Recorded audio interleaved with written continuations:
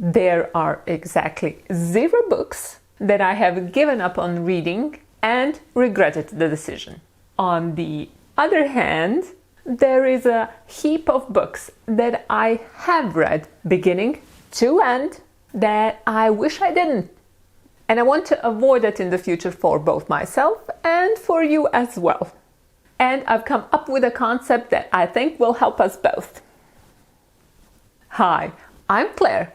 I like some books, but I learn from all of them. If you're not familiar with the term DNF, it stands for did not finish. And it refers to the books that you start reading and then put down, either because the book is not for you or because the book is bad and life's too short. I recently finished reading Tigana by Guy Gavriel Kay, and to be perfectly honest, I wish I'd had read some other book instead. I would have even been able to read 2 books because this one is so long. But I didn't. So this is me trying to take something good out of that whole experience. And there were some positive experiences, like I can say I've read the book till the end, and no, the ending did not somehow miraculously make it better. And the second thing is I learned that I can listen to books at 1.2 speed. I did not have the need to do that before this book. So, yay! And the third and most important thing for me that I got from reading this book is the Comet Test. I'll explain what that is in a second. I first want to be clear on why you would DNF a book. As I see, there are 2 legit reasons regarding to the book. There are also a whole bunch of real-life reasons that have nothing to do with the book, but I will not get into any of those now. You might want to DNF a book because it's simply not for you. So you're reading it, the plot is fine, the writing is fine, the characters are fine, like everything's okay, but it's just like not your thing. For example, for me, those are romance books. When I happen to stumble upon one, by the time that I get that this is actually a romance book and not whatever the other thing I thought the book was about, I just put it aside. No hard feelings, except for me because I didn't read the blurb and didn't know what I was getting myself into. But I don't blame the book for being what it is. It's just not my thing.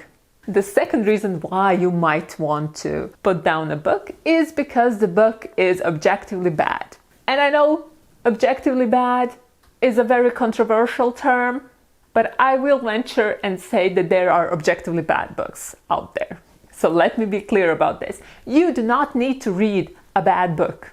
Not because you have started reading it, not because you bought it, not because it was a gift from someone, not because you're reading it for a book club. None of those things matter as much as your time and sanity. I have almost gone mad reading objectively bad books and books that were not for me. And why? Why? Because of some imaginary obligation that I had towards the euros that I spent for it? No. Only 1 hour of therapy costs way more than that one book. So just let it go. Let it move on. Into the garbage if it has to. Just get it away from yourself. Now, there are books that have a slow beginning, but then at the end, it's all worth it. It's like worth getting through the slog of the first however many pages. Piranesi is a great, an exemplary example of this.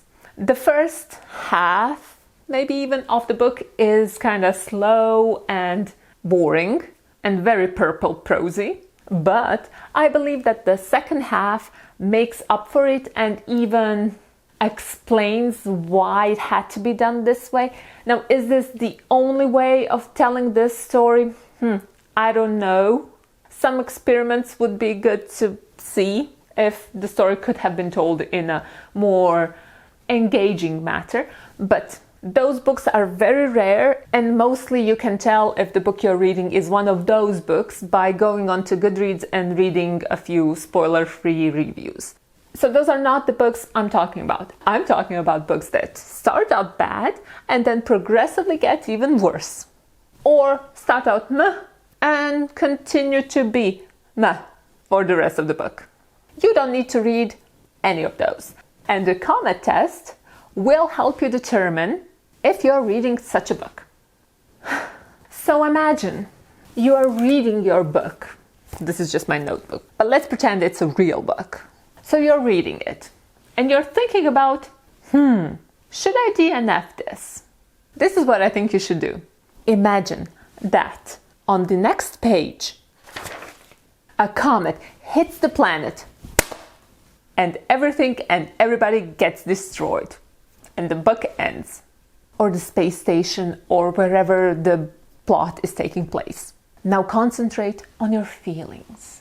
How did this make you feel? Do you feel like crying?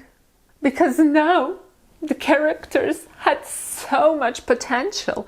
You wanted to see them grow and achieve the things that I wanted to achieve.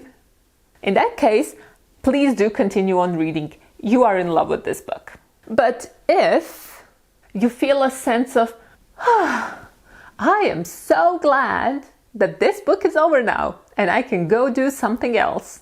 And maybe you are even kind of happy that the characters are dead because you didn't really care about any of them and maybe you even hated what they were trying to do.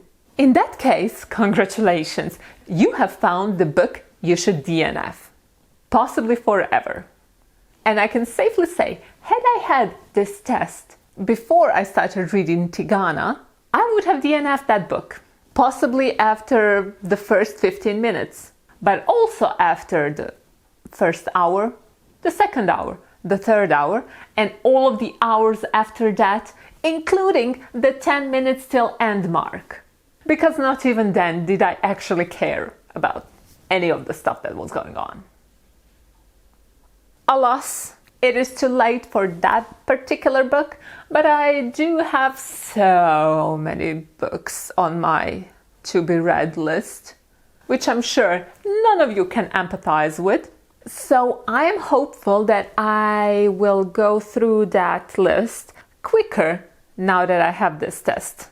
Well, actually, I am hoping that all of the books I have on my TBR are going to be amazing books. So I actually don't want to DNF any of them, but I'm also a realist and I know that like 20% of those are going to be crap, at least. Until the next time you click on one of my videos, bye-bye. I mean, a good thing is that the Audible app has remembered that I put it on 1.2 speed. And then when I started listening to some podcasts and other books, it was still going on 1.2 and I didn't even notice it. So maybe that's a good thing that I'm going to be able to read even faster now. We'll see how it goes.